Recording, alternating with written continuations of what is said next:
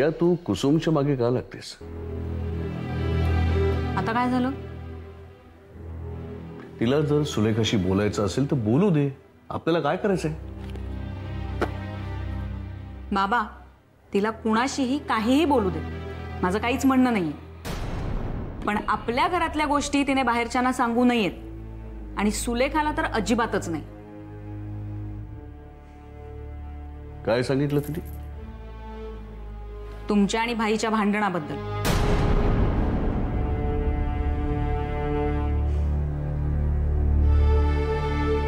काय म्हणाले? ते नाही कळलं मला नीटसं, कारण मी आल्यावर टोमॅटोच्या रश्श्याची रेसिपी सांगायला सुरुवात केली तिने. आपल्या घरातल्या गोष्टींबद्दल सुलेखाला रस असायचं कारणच काय? एक्झॅक्टली. बरं झालं बाबा तुम्हालाच हा प्रश्न पडला. नाहीये ना सुलेखाला इंटरेस्ट आपल्यामध्ये, मग का ती कुसुमात्याकडे सतत आपल्या घरातल्यांविषयी सांभार चौकशा करत असते? कुसुमला बोलायला काही कारण लागतं? बिन बटनाचा स्वयंभू रेडिओ आहे तो. समोर कोणी आहे एवढं कळलं तरी लगेच वाजायला सुरुवात करतो. अच्छा बाबा, म्हणजे तुम्हाला असं वाटतंय की सुलेखा स्वतःहून कुसुमात्याकडे आपल्याबद्दल काहीच चौकशा करत नसेल? सुलेखाला तसं करायचं काही कारणच नाही.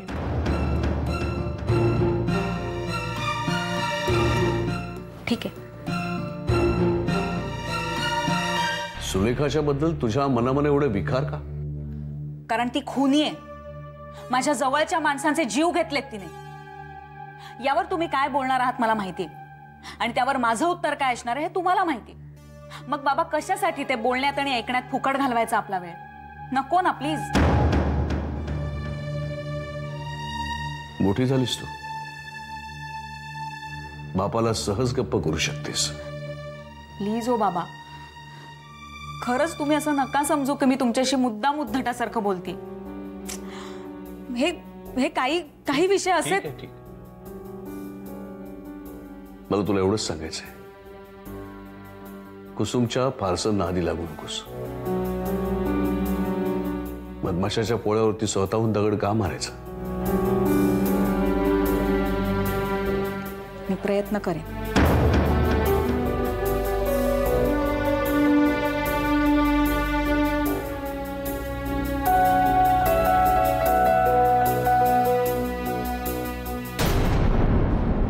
सुलेखा जवळजवळ 1 आठवडा गायब होती.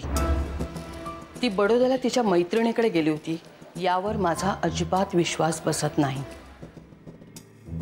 मम्मा, ती इथे आली होती तेव्हा तुमच्याशी काही बोलली? ती आत आलीच नाही. बाळ, इन्स्पेक्टर विक्रांतबरोबर तुझं बोलणं झालं? नाही, इतक्यात काही आमचा कॉन्टॅक्ट नाही आहे. पण मम्मा, त्याने एक अतिशय महत्त्वाची गोष्ट सांगितली. सुलेखा जयपूरला गेली होती, कारण तिने तिच्या ATM वरून तिथनं पैसे काढले. नंतर ती कुठे गेली हे त्यांनाही नाही माहीत. जयपूर? तिथे काय? तिथे तर कोणीच आमच्या ओळखीचं नाहीये, नातेवाईक नाहीये. मे बी या वेळेला खरंच सहजच गेली असेल आणि आपण सवयीनं तर्कवितर्क करतोय. पण मग हे सांगायची काय गरज होती की ती बडोद्याला जाते?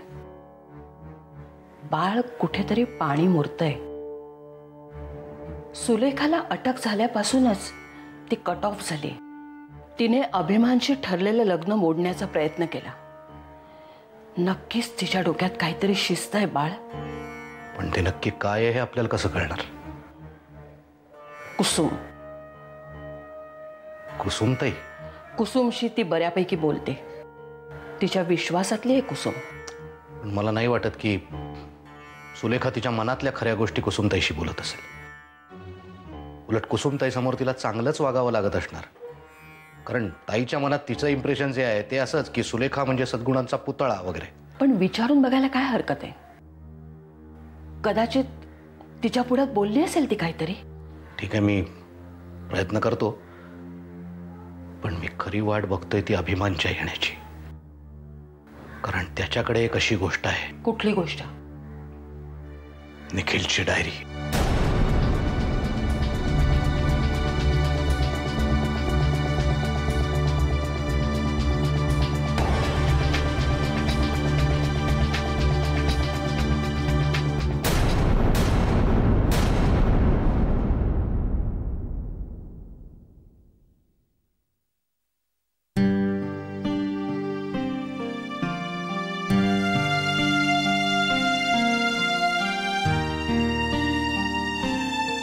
हस्तकलेचा गृहपाठ दिलाय का आज शाळेत?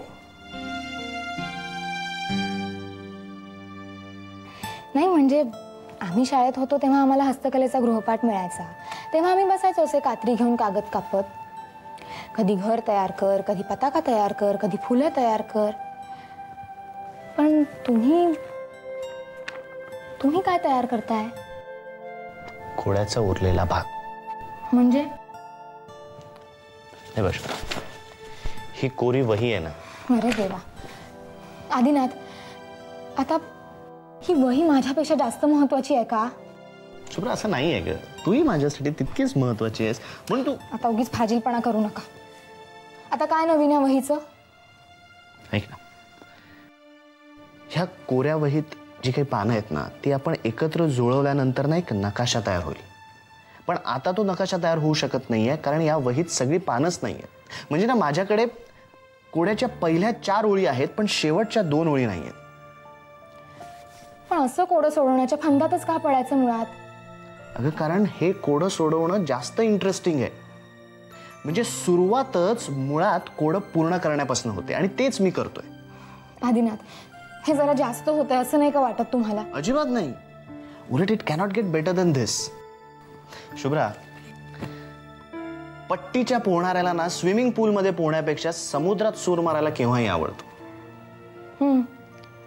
म्हणजे आता तुम्ही समुद्राचा तळ गाठूनच वर येणार? सूर हा तळ गाठण्यासाठीच मारायचा असतो. तू जा ना, तू तुझी कामं कर. मी हे सगळं संपवतो. आता असंच बोलणार तुम्ही? 1 वर्ष होत आलं ना, आता जुनी झाली मी. आधी मी म्हणायचे मला काम आहेत, मला जाऊ द्या, तेव्हा तुम्ही? शुभ्रा, असं काय करतेस? अगं नाही राहू द्या, तुम्ही तुमचं कोडं सोडवा. बायको काय आहेच. शुभ्रा, टिपिकल बायकोसारखं काय बोलतेस? तुम्ही टिपिकल नवऱ्यासारखं नाही वागत आहात. इतर नवरे टीव्ही बघत बसता, तुम्ही ही वही घेऊन बसता. कोकणात असते तर बंबातच टाकून दिली असती मेलीला. शुभ्रा, शुभ्रा ऐक ना. शुभ्रा, शुभ्रा.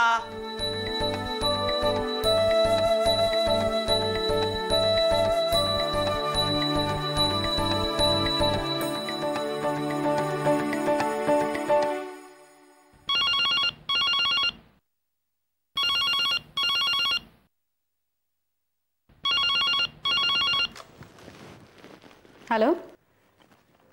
हॅलो पूनम, मी बोलतोय ग. बाबा बोला ना, कसे आहात तुम्ही? मी उत्तम आहे. मुंबईला आलोय ग मी. अरे वा, काय विशेष?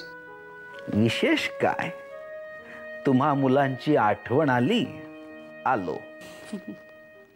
बरं, मग इथे कधी येताय?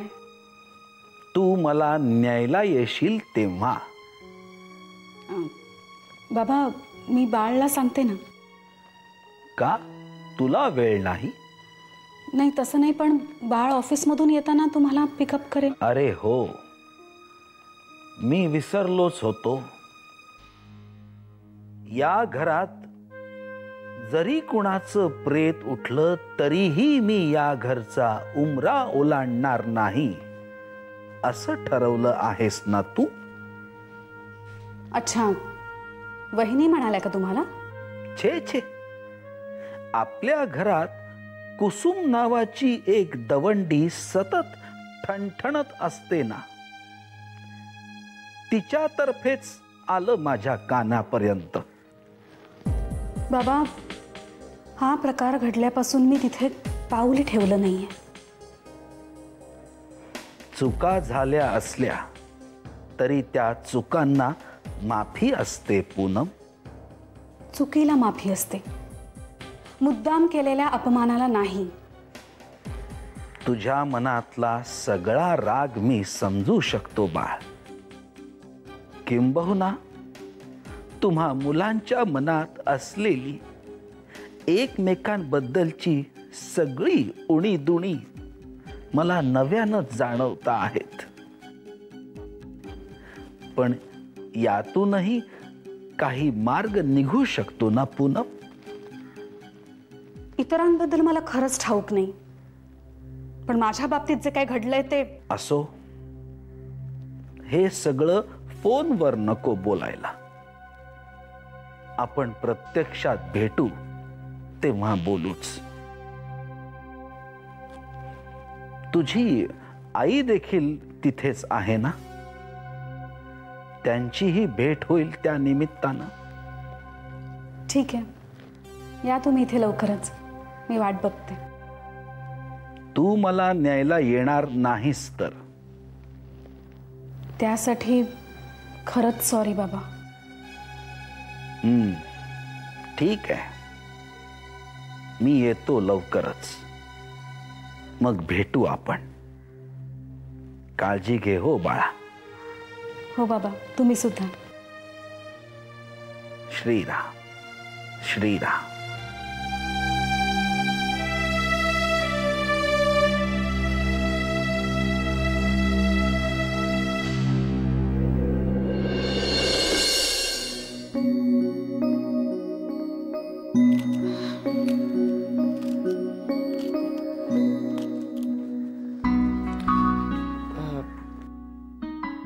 मी करते.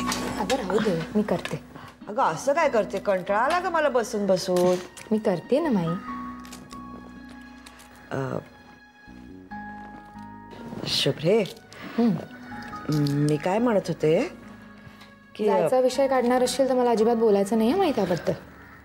अगं जवळजवळ आठवडा होऊन गेला ग मला इथे येऊन. मग त्यात काय झालं? म्हणजे मी काही इथे कायमची राहू का? कुसुमात्या पुन्हा काही बोलल्या तुला? नाही ग बाई. तू लगेच अगदी तलवार काढून घोड्यावर स्वार होऊ नकोस हो. मला कोणी काही बोललेलं नाही. अगं पण मला काही कळतं का नाही? थोडक्यात गोडी असते ग. मी काही इथे तळ ठोकून राहणार आहे का? ते मलाही कळतं माई. आणि तिथे तो रमाक होत आहे, त्याचं काय करणार आहेस? तो गाव सोडून पळून गेलाय ना. मधुसूदनराव नाही का म्हणाले त्यांच्या मित्रांनी चौकशी केली म्हणून? तो कधीही परत येऊ शकतो. अगं म्हणून काय त्याच्या भीतीनं मी घर सोडून इथे येऊन राहू का?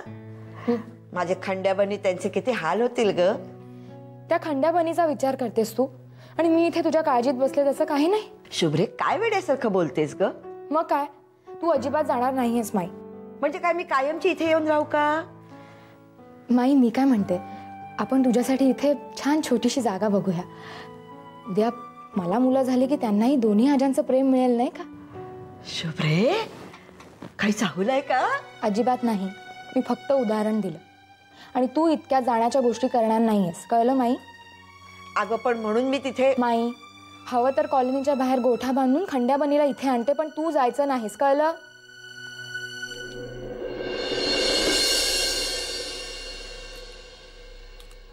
नाही प्रिया, मला अजूनही असं वाटतं की आय शुड गो. अँड त्याने काही होणार नाहीये स्वप्नील. आणि प्लीज तू पुन्हा पुन्हा असं म्हणू नकोस रे की हे सगळं तुझ्यामुळे झालंय. तसं नाही प्रिया, पण काहीतरी निमित्त काढून. अरे निमित्त येतंय लवकरच. काय म्हणजे माझं आणि आजोबांचं तेच बोलणं झालं की दादा आणि शुभ्राच्या लग्नाची अॅनिव्हर्सरी आहे ना ह्या महिन्यात. अरे हो, येस. काय किती तारखेला झालं तो लग्न? तारखेचा जरा घोळ आहे, कारण यांचं दोनदा लग्न झालंय ना, एकदा देवळात एकदा वाड्यावर. पण एनिवे, ते तारखेचं मोठी मंडळी बघून घेतील घरातली. But we are planning a celebration. आणि हेच निमित्त असणार आहे हा तंटा मिटवण्याचं. अगं पण त्यावेळी सुद्धा भाई आलेच नाहीत तर काय? अरे शुभ बोल ना नाऱ्या. व्हॉट नाऱ्या? काय काय म्हणलीस तू? काही नाही, म्हण आहे आमच्या मराठीत, तुम्हा अमेरिकन लोकांना नाही कळणार. ए hello, I am more Indian than you are. Okay, हे सुद्धा तुला इंग्लिश मध्ये सांगावं लागतंय. मी तुमच्यापेक्षा जास्ती भारतीय आहे. मैं आपसे ज्यादा भारतीय हूं. ओके ओके, कळलं, बस. आणि काय रे, तू का रे आमच्यापेक्षा जास्त भारतीय? सी, तुम्ही इथेच जन्माला आलात आणि इथेच वाढलात. पण मी कामानिमित्त तिकडे गेलो. तिथे सेटल व्हायची संधी असून सुद्धा त्याला लाथ मारून मी इथे परत आलो. का? कारण माझ्या लोकांसाठी. Because I love my people. हा, आता the people I loved are no more. Swapnil, हो सॉरी. चांगल्या कॉन्व्हर्सेशनचा ट्रॅजिक ड्रामा करायची जी काही आड जमली ना आता मला. Swapnil, there are people who love you. दादा, शुभ्रा, आई, बाबा, आम्ही सगळे आहोत. We all are your family, हो ना? Yeah it's true. चल I catch you later. Bye. Bye.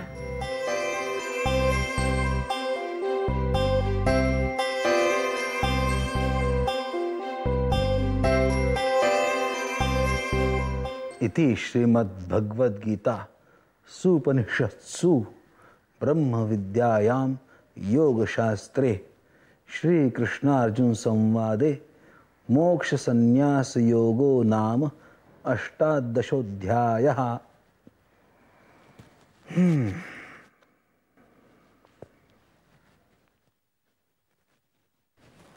Shubhra, ए शुभ्रा. काय आजोबा? अगं आदिनाथ गेला का ग कचेरीत? हो, आज लवकरच गेलेत ते. तुम्हाला काही हवंय का? नाही, मला काही नकोय. मगाशी तूच म्हणालीस ना काहीतरी बोलायचं आहे म्हणून. बैस बैस.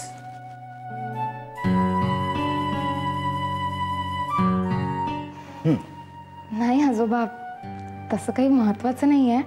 संकोच करू नकोस.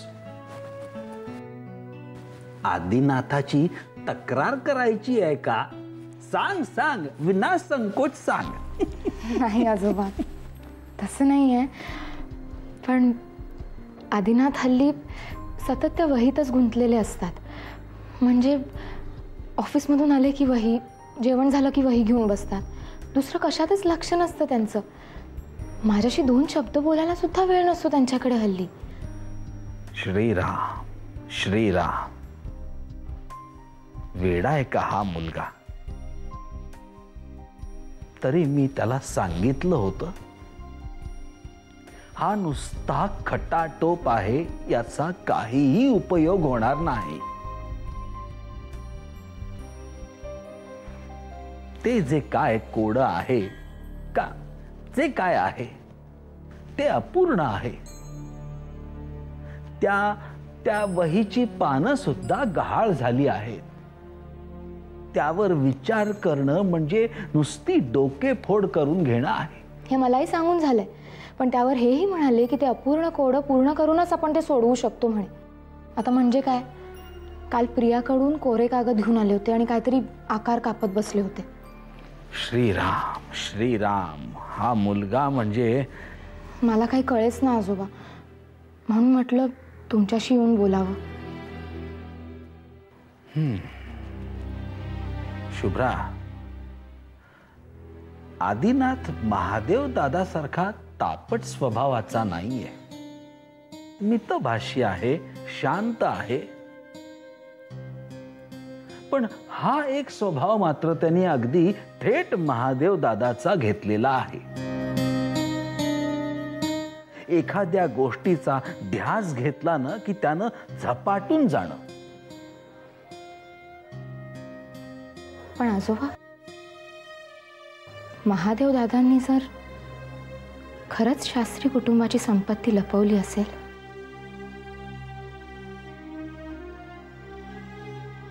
तर ती पार्वती आजींना सांगितली असेलच ना? पार्वती वहिनी म्हणजे महादेव दादाचं मन होती ग.